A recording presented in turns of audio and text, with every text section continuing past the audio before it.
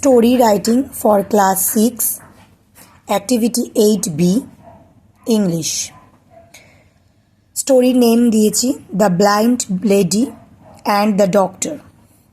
An old woman once lived in a town. একটা বৃদ্ধ মহিলা একটি শহরে বাস করত.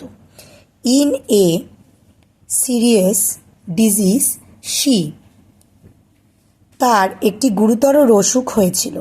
Lost her vision, সে হারিয়েছিল তার দৃষ্টিশক্তি. She called in a doctor for treatment, সে তার চিকিৎসার জন্য একটি ডক্টরকে ডাকে.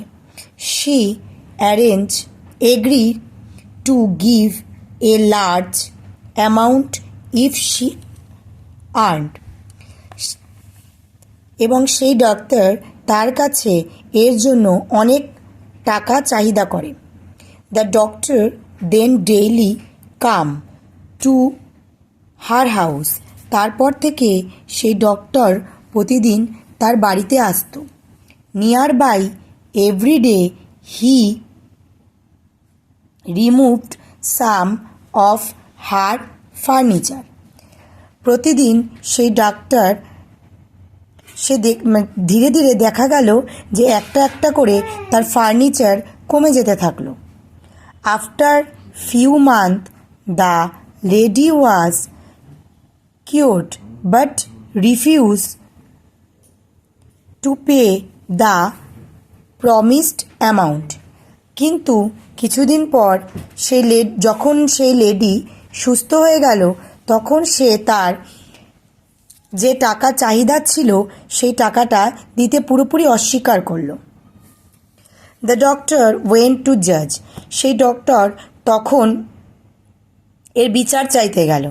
The lady said that she could not see and of her furniture, সেই মহিলা তখন বলে যে সে তার কোনো ফার্নিচার দেখতে পাচ্ছে না.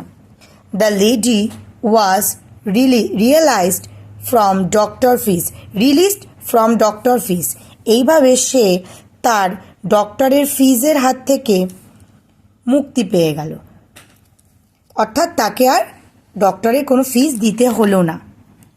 নেক্সট দেখো মোরাল, অবশ্যই মোরাল লিখে দেবে.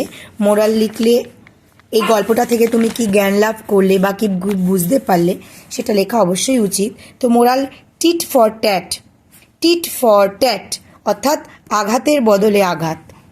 চ্যানেলটি ভালো লেগে থাকলে অবশ্যই সাবস্ক্রাইব করে দেবে.